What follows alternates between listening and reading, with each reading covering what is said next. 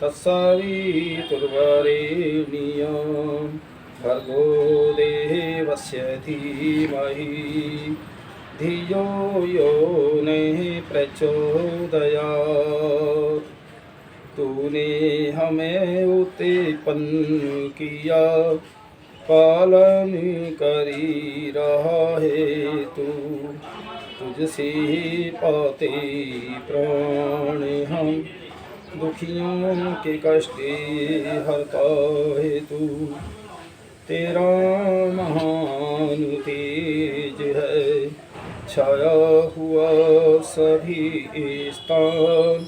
सृष्टि की वस्तु वस्तु में तू हो रहा है विजयवान।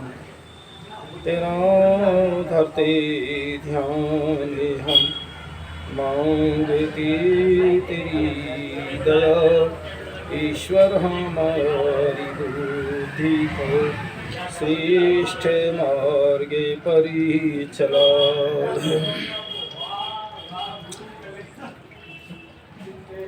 आज आर्यवेद दर्शन पर मैं चर्चा रखूंगा। परमेश्वर का मुख्य नाम ओम है और बाकी अन्य नाम गौणिक नाम ईश्वर के हैं और कुछ नाम मिलते जुलते मनुष्यों के। आज संसार के अंदर भ्रांतियाँ कहाँ हैं, अज्ञानता कहाँ है। जहाँ ईश्वर के गुण कर्म नामों की चर्चा है और हैं, तो वहाँ कुछ मनुष्यों के भी नाम है। तो हम मनुष्यों की जो पूजा करते हैं, उन चित्रों की पूजा करते हैं, ईश्वर की पूजा करके मानते हैं। ये संसार के अंदर भ्रांतियाँ हैं। तो मैं आज उसी पे चर्चा ही करूँगा। देखिए, ओमकार परमेश्वर का मुख्य नाम है। तो जो परमेश्वर का मुख्य नाम ओम है। ओम सर्व रक्षक सच्चिदानंद स्वरूप है। तो इसलिए सर्वरक्षक है, सच्चिदानंद स्वरूप है। ये परमात्मा के गुण हैं। नंबर 3 पर खम आकाश समव्यापक है। आकाश कहते हैं खाली जगह को, सब जगह जैसे आकाश व्यापक है, आकाश के भांति परमपिता परमात्मा सर्वत्र व्यापक है, इसलिए उसको आकाश कहते हैं। नंबर 4 ब्रह्म सबसे बड़ा निरंतर व्यापक है। परमात्मा को ब्रह्म क्यों कहते हैं?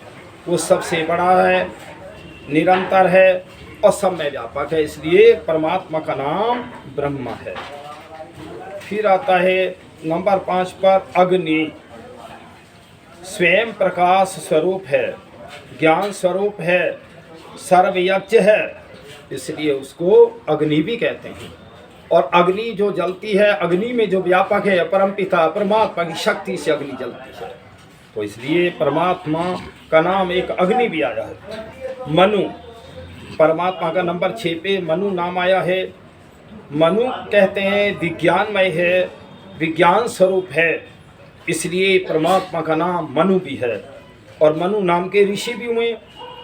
और नंबर 7 पर प्रजापति सबका पालनहार है। प्रजापति भाई, और एक बरादरी का नाम भी प्रजापति है और बहुत सारे लोग भी प्रजापति रख लेते हैं। लेकिन प्रजापति की जो व्याख्या है सबका पालनहार है, इसलिए परमपिता परमात्मा को प्रजापति कहते हैं।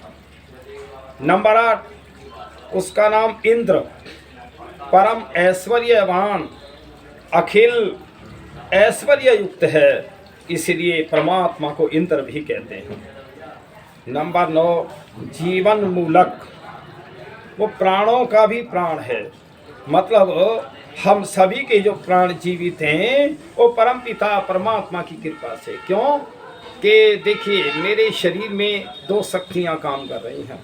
एक तो परमपिता परमात्मा जो सर्वत्र कण कण में व्यापक है, वो मेरे शरीर में भी व्यापक है, और दूसरी शक्ति आत्मा है। तो लेकिन पूर्ण शक्ति तो परमात्मा की है, जीव आत्मा तो उस शक्ति से जो उसकी इच्छा होती है वो कार्य करता है। अब आता है, तो इसलिए परमात्मा को जीवन मूलक कहते हैं। फिर आता है ब्रह्मा। नंबर 10 सृष्टि करता और पालन करता है, इसलिए परमात्मा का गौणिक नाम ब्रह्मा है। क्यों? कि वो सारे ब्रह्म को चला रहा है, सारी सृष्टि का निर्माता पालन करता है, इसलिए उसका नाम ब्रह्मा है। अब आता है विष्णु। सर्वत्र व्यापक है और देखिए इसीलिए उसका नाम विष्णु है। विष्णु नाम के भी विश्व में लाखों करोड़ों लोग मिल जाएंगे। विष्णु नाम के सन्यासी भी हुए हैं, विद्वान भी हुए हैं। तो कहीं हम विष्णु की पूजा से हम उन विद्वानों की पूजा करते हैं, ईश्वर को नहीं जान रहे, यहाँ भ्रांति है। अब विषय आता है कि हम ईश्वर की पूजा फिर कैसे करें। ईश्वर की पूजा जो निराकार है, आत्मा निराकार है, हम एकांत स्थान में साधना में बैठ करके उसका ध्यान लगाएं, तब ईश्वर की पूजा है। फिर आता है नंबर 12 न्यायकारी। दुष्टों को दंड देकर रुलाने वाला है। परमात्मा किसी के कर्मों को क्षमा नहीं करता। वो जो है कितना ही कोई पुण्य धर्म अलग गुण है उसका फल मिलेगा, लेकिन पाप क्षमा नहीं हो सकते। इस संसार में जो आत्मा जैसा कर्म करती है, पाप का पुण्य भी भोगना पड़ता है और पुण्य का भी मिलता है। ईश्वर की न्याय व्यवस्था है। फिर आता है नंबर 13 शिव। मंगल में कल्याण करता होने के नाम परमात्मा का शिव भी है। आज भ्रांति क्या है शिव में? शिव के ऊपर कैलाश पर्वत का के राजा थे शिव। ठीक है, विद्वान थे पहले हमारे बहुत ऋषि मुनि ही जो है राज्य की व्यवस्थाएं संभालते थे न्याय की दृष्टि से। तो देखिए शिव जो कैलाश पर्वत के राजा थे और शिव नाम परमपिता परमात्मा का भी है, लेकिन दोनों के गुणों में तो अंतर है। एक शिव तो जो है मनुष्य रूप में एक देशीय, एक शिव सर्वत्र व्यापक है। शिव कहते हैं कल्याण करता को, इसलिए परमपिता परमात्मा कल्याण करता है, इसका उसका नाम शिव भी है। फिर आता है नंबर 14 काला ग्रीश्वर है, मतलब प्रलय करता है इसका नाम, इसलिए उसका नाम काल ग्रीश्वर है कि वो प्रलय भी करता है। जो इस संसार रचा है परमात्मा ने बनाया है, एक दिन इसको खत्म करके समेट करके वो प्रलय अवस्था में चला जाता है, पुनः फिर परमात्मा सृष्टि का निर्माण करता है। नंबर 15 अक्षर है, अविनाशी व्यापक है, वो कभी उसका नाश नहीं होता, सर्वत्र रहता है, व्यापक रहता है। देखिए इस संसार में दो वस्तुओं का नाश नहीं होता तो प्रकृति भी बीज रूप में रह जाती है। 3 वस्तुएं हैं केवल, एक ईश्वर है, एक हम आत्मा है, तीसरा प्रकृति है जो बीज रूप में विनाश के बाद भी रह जाती है।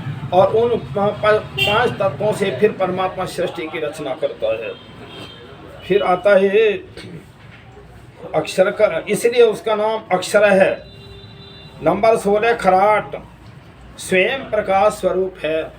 वो देखिए अब सूर्य में प्रकाश आ रहा है, लेकिन सूर्य में अपना प्रकाश नहीं है। जो बल्ब जलते हैं, पंखा चलते हैं, उनमें अपनी शक्ति नहीं है, उनमें बिजली की शक्ति से बल्ब जल रहा है। ऐसे ही जैसे बिजली की शक्ति से बल्ब जल रहा है, इसी प्रकार सूर्य और चंद्रमा, बिजली जो है वो परमपिता परमात्मा है, उसी की रचना से सारी रचना और सारा जो सूर्य जो है प्रकाश कर रहा है। तो इसका नाम आया है खराट। वह स्वयं प्रकाश स्वरूप है, इसलिए उसको खराट कहते हैं। देखिए जितनी चर्चा आज रहेगी उतनी, जैसे मेरा पोता बैठा है, इसको देवरतन बोलते हैं, इसका नाम मुख्य नाम देवरतन है। देवरतन विद्यालय चलाता है, तो देवरतन जो है भाई विद्यालय का अधिष्ठाता है। अब देवरतन खेती में काम करता है तो कहेंगे देवरतन किसान है। देवरतन दुकानदारी करता है तो कहेंगे देवरतन एक व्यापारी है। कहीं देवरतन कोई वैज्ञानिक काम करता है तो देवरतन विज्ञान है, वैज्ञानिक है। इसीलिए परमपिता परमात्मा के तो 100 नामों की क्या व्याख्या, उसके तो हजारों लाखों करोड़ों नाम भी छांटे जाएं, अगर जहां भी देखें तो परमपिता परमात्मा ही, कुछ और है ही नहीं। इसलिए विचार करो संसार के लोगों, हमें प्रार्थना उपासना उस निराकार की करनी चाहिए, ना कि हमें चित्रों की करनी चाहिए, ना ही कोई मनुष्यों के फोटो की करनी चाहिए, ना कोई कुछ है। फिर आया है नंबर 17, दिव्य। दिव्य पदार्थों में व्यापक है। दिव्य माने सारे पदार्थों में वो व्यापक है, इसलिए उसको दिव्य कहते हैं। फिर आया है सुपर्ण है, उत्तम पूर्ण कर्म करने वाला है। परमात्मा कोई गलत कार्य तो करता ही नहीं, ये तो जीवात्मा स्वार्थवश करते हैं, उसे स्वार्थ थोड़ी है कोई।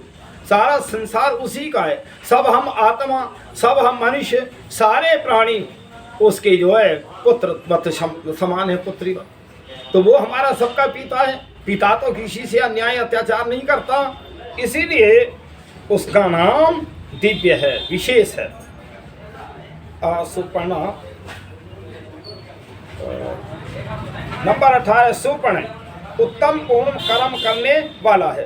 परमात्मा उत्तम ही कर्म करता है, किसी के साथ अन्याय नहीं करता, न अधिक देता न कम देता। नंबर 19 पर गुरुत्तमान है, वो महान स्वरूप है, वो सबका गुरु है, सबसे महान है, इसीलिए उसको गुरुत्तमान कहते हैं। मातृक्षा अनंत बलवान है, वो अनंत बलवान है, उसके मुकाबले का कोई और है ही नहीं। फिर आता है भूमि, नंबर 21 पर भूमि, जिसमें सब भूत प्राणी होते हैं। तो देखिए, जो भूत भविष्यत और वर्तमान तीनों काल जो गुजरते हैं, इसीलिए वो सबका भूमि है, सबका वो एक तरह स्वामी है। तो जिसमें सब भूत प्राणी होते हैं, इसलिए उसका नाम भूमि है। विराट है, जगत को प्रकाशित करने वाला है, इसलिए उसका नाम विराट है। अब आता है विश्व, सर्वव्यापी सर्वव्यापक परमेश्वर है, इसलिए उसको विश्व भी कहते हैं। जो विश्व के एक कण कण में व्यापक है, सारे विश्व के अंदर व्यापक है, तो हमें विश्व को कहने में कोई संकोच भी नहीं होना चाहिए। फिर 24 पे आता है हिरण्य गर्भ है, पदार्थों का गर्भ उत्पत्ति करता। कितना सुंदर है कि उसने सारा संसार उसके गर्भवत है। क्यों कि वो परमपिता परमात्मा के सब अंदर हैं और वो सबसे बाहर है, इसलिए परमात्मा हिरण्य गर्भ है और पदार्थों का गर्भ उत्पत्ति करता है। और अंदर ही अंदर देखिए कितना सुंदर वो हमारे ऋषियों ने लिखा है कि जैसे माँ के गर्भ में बच्चा पलता है, इसी प्रकार सारी सृष्टि का निर्माण चल रहा है। कितना सुंदर है परमात्मा का। तो अनंत जन्म भी लिए जाएं तो भी हमको पूर्णतः उसे नहीं जान सकते, उसकी बड़ी महान रचना है। तो फिर आया है नंबर 25 पर वायु, धारण जीवन करता बलवान है, इसलिए उसको वायु कहते हैं। जैसे वायु की गति सर्वत्र है, इसी प्रकार परमात्मा की जो धारण और जीवन करता बलवान है परमात्मा। फिर आता है 26 पर तेजस है, स्वरूप और लोकों का प्रकाशक है। तेज माने प्रकाश, इसलिए सब जगह उसका प्रकाश है। चाहे आप अंधेरे में चले जाएं, जल में चले जाएं, समुद्र में चले जाएं, सूर्य में चले जाएं, सब जगह उसी का प्रकाश है, उसी की शक्ति है, सब में वो व्यापक है। इसलिए हमें ऐसे परम पिता परमात्मा की प्रार्थना उपासना करनी चाहिए। उसको छोड़ करके कहीं हम और अन्य पदार्थों की उपासना करते हैं, अन्य किसी मनुष्य की करते हैं, कहीं हम जड़ पदार्थों की पूजा करते हैं, तो हमारी भ्रांतियां हैं। फिर आता है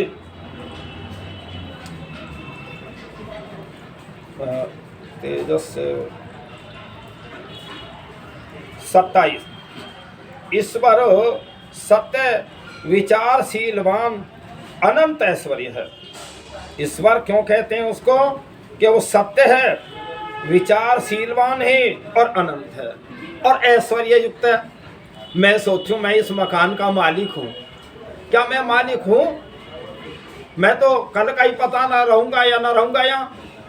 और एक सुई का भी मालिक कोई भी मनुष्य नहीं होता। झगड़े देखो तो कितने हैं, ये विचार करो। सारे संसार का स्वामी है तो एक वो परम पिता परमात्मा है, हमें उसी की प्रार्थना उपासना करनी चाहिए, उसके स्थान में अन्य की ना करें, चाहे कोई महान चक्रवर्ती राजा भी हो। ईश्वर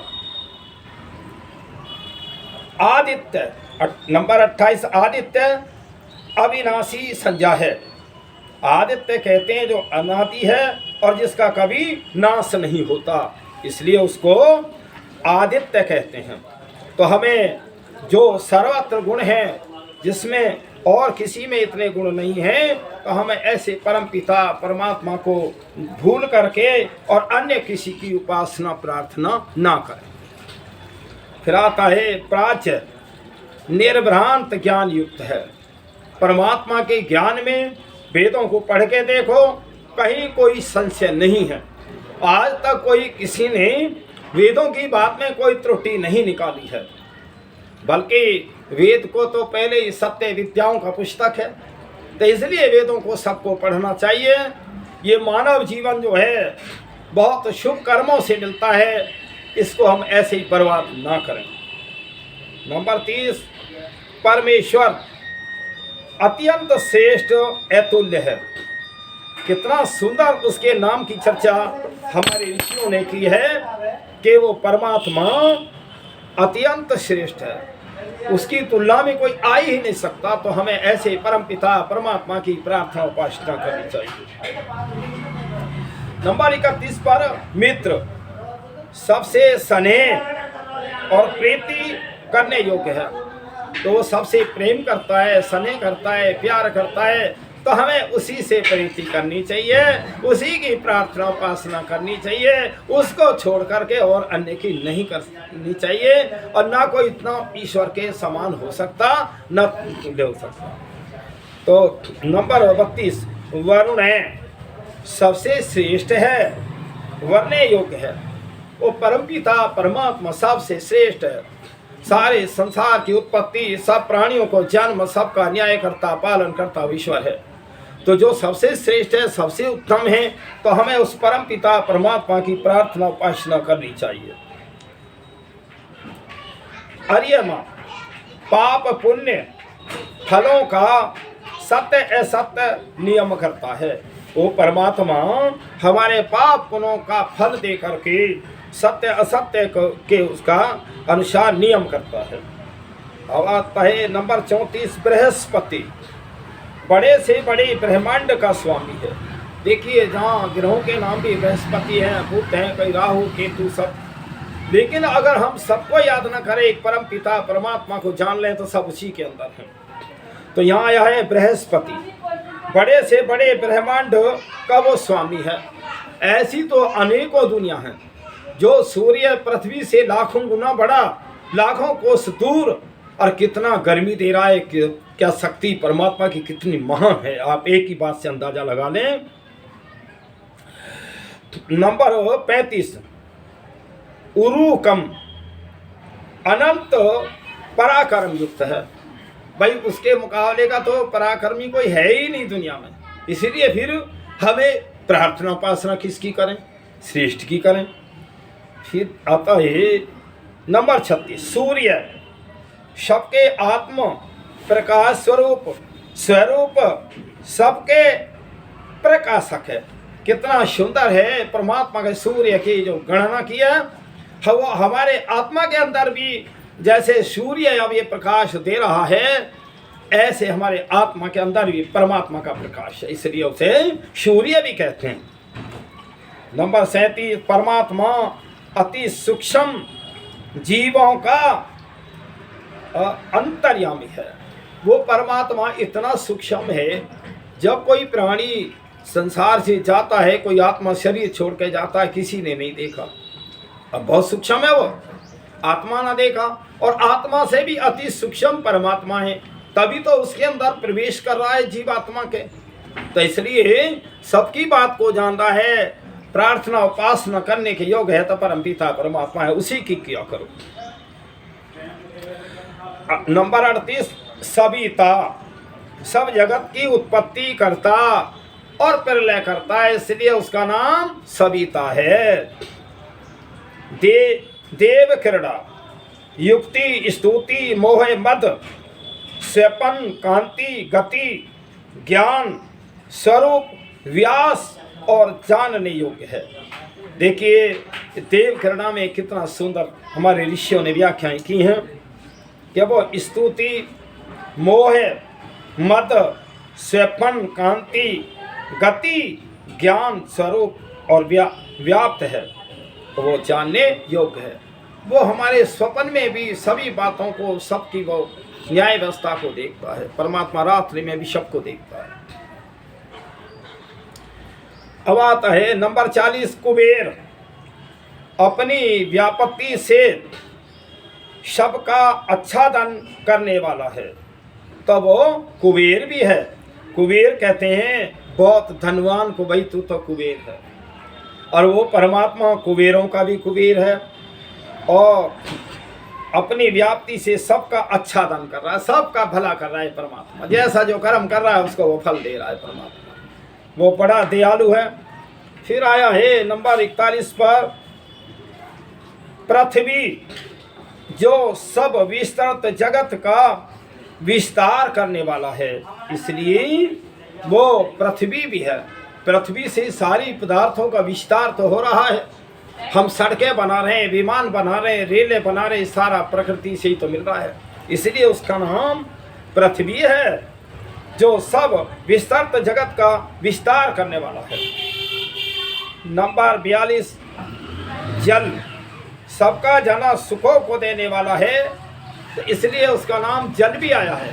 एक तो जल में व्यापक है और जल से तुलना की है उसकी। जल जैसे शांतिदायक है, शांति देता है, शीतल, ऐसे परमपिता परमात्मा वो हमें शीतलता देता है और हमें आनंद भी देता है। नंबर 43, आकाश, सब ओर से सब जगत का प्रकाश है और इसीलिए उसको आकाश कहते हैं। आकाश कहते हैं खाली जगह। और मेरा ये मकान आकाश में बना है, मैं आकाश में ही तो बैठा हूँ, मैं बरामदे में बैठा हुआ वीडियो बना रहा हूँ, तो ये आकाश है। इसी प्रकार इस अंदर भी है परमात्मा, बाहर भी है, मकान में भी है, दीवारों में है, सब जगह व्यापक है, तो इसलिए वो आकाश सब है। तो वो अब आता है जगत पालक, जो सब जगत को अपनी गति से चलाने वाला है। देखिए एक बात सुनो, हम अपनी मर्जी तो करते हैं और परमात्मा मेरे शरीर में है व्यापक, और शक्ति भी उसी की है और सारा पदार्थ भी उसी का है। अपनी मर्जी तो करता हूँ मैं, लेकिन फल उसी परमपिता परमात्मा के अधीन है। देखिए एक बात सुनो, इस संसार में मनुष्य जन्म मुक्ति प्राप्ति के लिए है और मुक्ति जब मिलेगी, जो परमात्मा का सृष्टि में नियम है उसके अनुसार हम अपने जीवन को व्यतीत करें तब मुक्ति मिलेगी। अपनी मर्जी से नहीं मिल सकती। न्याय करता तो परमपिता परमात्मा है।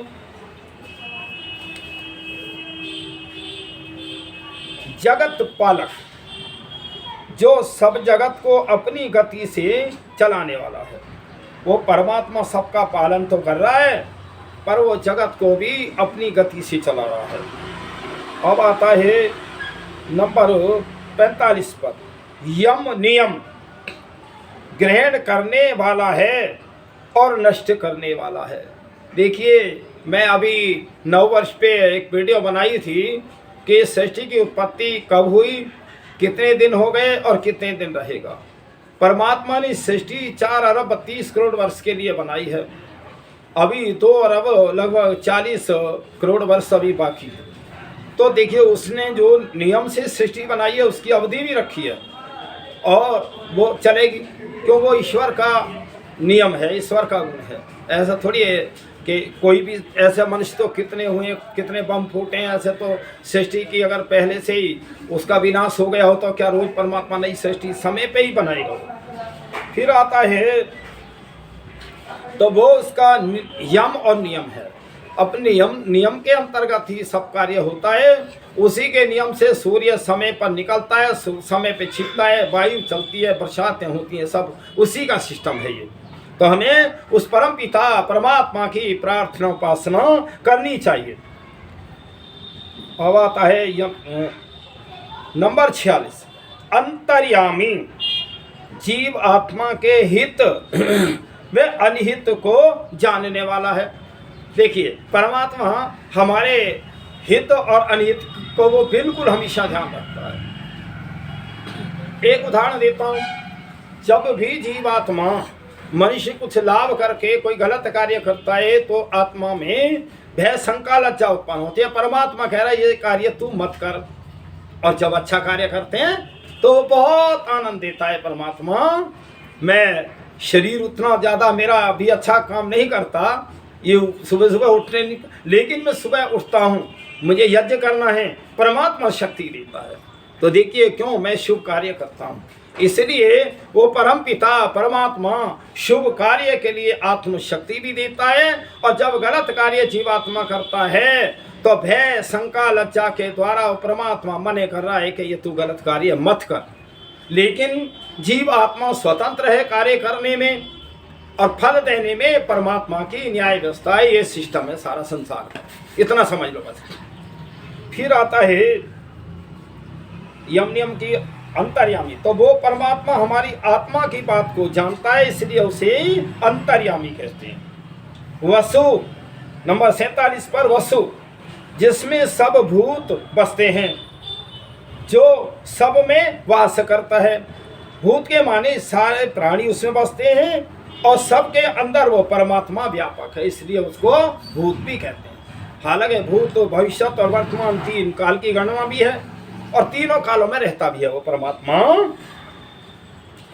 तो उसको जो है वसु भी कहते हैं, जिसमें सब भूत प्राणी बसते हैं। नंबर 48 पर, नारायण सब जीवों में वास करने वाला व्यापक परमात्मा है, इसलिए उसको नारायण भी कहते हैं। नारायण क्यों कहते हैं? नारायण नाम के मनुष्य भी हैं और लोग नारायण नारायण नारायण नारायण करते रहते हैं, लेकिन कोई मनुष्य जो साधु सन्यासी नारायण नाम के हुए उनका जाप करते हैं, ये नहीं समझते कि साधु सन्यासी का नाम है या परमपिता परमात्मा का है। यहाँ लोगों की भ्रांतियाँ हैं और मैं कहता हूँ निराकार ईश्वर का ही ध्यान बैठ करके सुबह शाम करना चाहिए। फिर आता है 49, चंद्र आनंद स्वरूप सबको आनंद देने वाला है, इसलिए उसका नाम चंद्र भी है। देखिए रात्रि में चंद्रमा की शीतल जो होती है शीतलता कितना आनंददायक होती है। और जो चंद्रमा जो फलों में रस आता है और में दूध आता है, अनाज इत्यादि पकते हैं, चंद्रमा की शक्ति से वो रस पड़ता है। ऐसे ही परमपिता परमात्मा का सर्वत्र रस है, तो इसलिए उसका नाम चंद्रमा भी है, चंद्र भी है। नंबर 50, मंगल मंगल स्वरूप सब जीवों के मंगल का कारक है। मंगल माने आनंद भी है, तो इसलिए और वो मंगल कारक है, खुशी और प्रसन्नता देता है। और उसका जब हम जाप करते हैं, उसके गुणों की चर्चाएं करते हैं, वास्तव में आत्मा में बल आता है, बहुत शक्ति आती है। ये मैं तो दोनों समय ही परमात्मा का आनंद लेता हूँ, तो इसलिए फिर आया है, तो उसका नाम ये मंगल है। फिर आया है बुद्ध, बोध स्वरूप सब जीवों को बोध कारक है, इसलिए परमात्मा का नाम बुद्ध भी है। सब जीवों को बुद्धि देता है, शिक्षा देता है। जब परमपिता परमात्मा ने सृष्टि की रचना की तो उसे वेद का ज्ञान दिया ऋषियों की आत्माओं में, तो वो इसलिए गुरुओं का गुरु भी है और सृष्टि का रास्ता और सारा सब ज्ञान उसी का तो है, और हम क्या, हमारा तो कुछ नहीं। तो इसलिए हम उस परम पिता परमात्मा को बोध बुद्धि के लिए भी उसको हम जो है धारण करें, उसकी उपासना प्रार्थना करें, उसके स्थान में अन्य की ना करें। फिर आता है शुक्र, पवित्र सब जीवों के बोध का करता है, इसलिए परमात्मा का नाम शुक्र भी है कि वो सबको पवित्र रखता है, सब जीवों को ज्ञान देता है और सबका करता है, इसलिए उसका नाम बोध भी है, शुक्र है। नंबर 53 शनेश्चर, जो सब में सहज से प्राप्त धैर्यवान है, इसीलिए उसका नाम शनेश्वर भी है।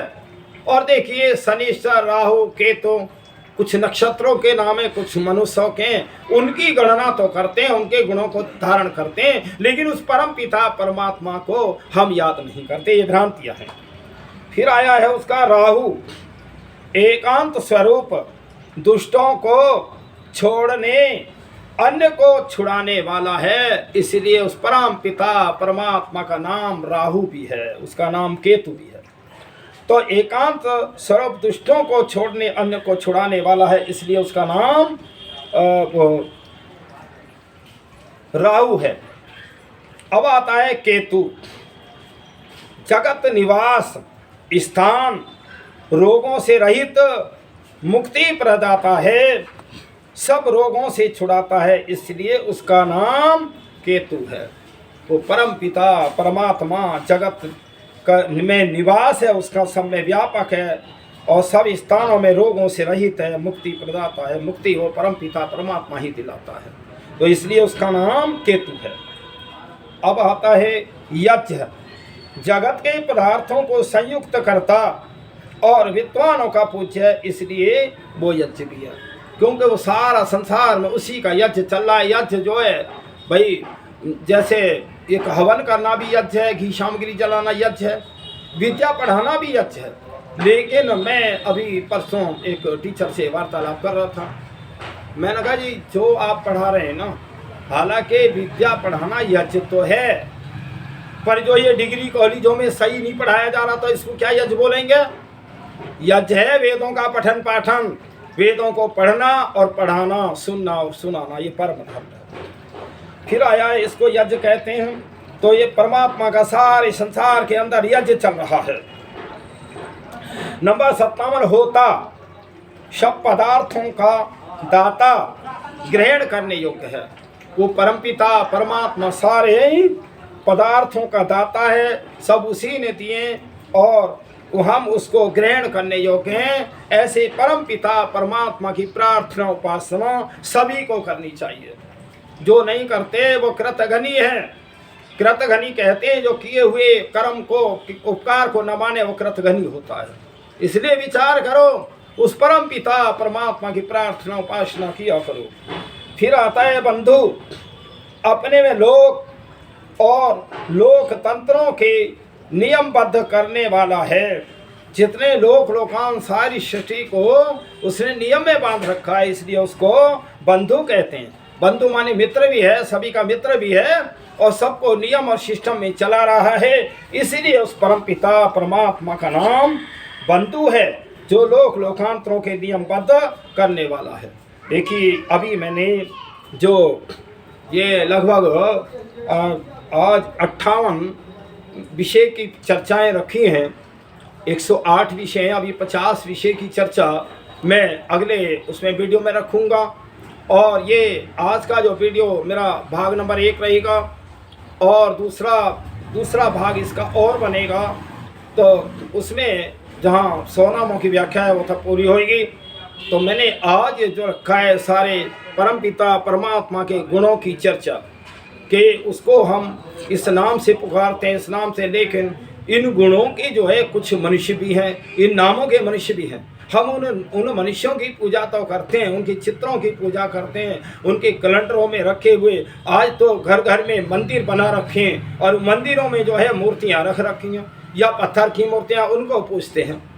अरे भाई एक बात सुनो, ठीक है जो निराकार ईश्वर, ये निराकार नहीं है, कभी मनुष्य रूप में रहे हैं, ठीक है कर्म तो अच्छे रहे हैं, ये नहीं मैं मानता, लेकिन हम ये इतने वो अपने एक तो देवता होते हैं, जैसे प्रथम देवता माता पिता गुरु और साधु सन्यासी पति पत्नी, ये 5 प्रकार के देवता पूजनीय तो हैं। इनकी आदर सत्कार सम्मान से, खान पान से, वस्त्रों से पूजा की जा सकती है, लेकिन निराकार जो ईश्वर जो जगत का रचयिता है वो इनका मुकाबला नहीं कर सकता। यहाँ हमारी भ्रांतियाँ हैं कि हम मनुष्यों को ईश्वर की जगह पूजते हैं और हमने तरह तरह के परम पिता परमात्मा का नाम रख करके सारे संसार में हम इनने भ्रांतियाँ फैला रखी। तो इसलिए इस संसार के लोगों उस ईश्वर को जानो, वो निराकार है, सब में व्यापक है, वो आँखों से देखने की वस्तु नहीं है। जो आँखों से दिखती है तो मनुष्य उसको मानता है, जो नहीं दिखती है उसको नहीं मानता। इसलिए ये आत्मा का विषय है, साधना का विषय है। एकांत स्थान में बैठ करके उस परम पिता परमात्मा की प्रार्थना उपासना किया करो। देखिए, मेरी वीडियो को ज़्यादा से ज़्यादा लाइक किया करें और जितना आप समझ लें, और एक बार नहीं आप 10 बार सुनेंगे मेरी वीडियो को तब समझेंगे। मैंने तो बहुत वेदों 60 वर्ष वेदों को पढ़ा है, इसीलिए तब मैं थोड़ा सा जाना हूँ। तो इसलिए ये सभी का कर्तव्य है, धर्म का हम प्रचार करें और अधर्म की तरफ हम सबका जो है विचार दें। लोगों को जो अधर्म और पापी और दुष्ट हैं उनको भी समझाएं। तो इसलिए मैं सभी से दुनिया वालों से प्रार्थना करता हूँ, उस ईश्वर निराकार की पूजा किया करो। उसके स्थान में अलग अलग तुमने नाम रखकर अलग अलग संगठन बना, अलग अलग धर्म बना करके आज सारे धर्मों से लड़ रहे हैं। और धर्म है नहीं, और धर्म एक तरह, अरे धर्म तो दूसरे की सेवा करना है, क्या धर्म है कि किसी को मारना धर्म है?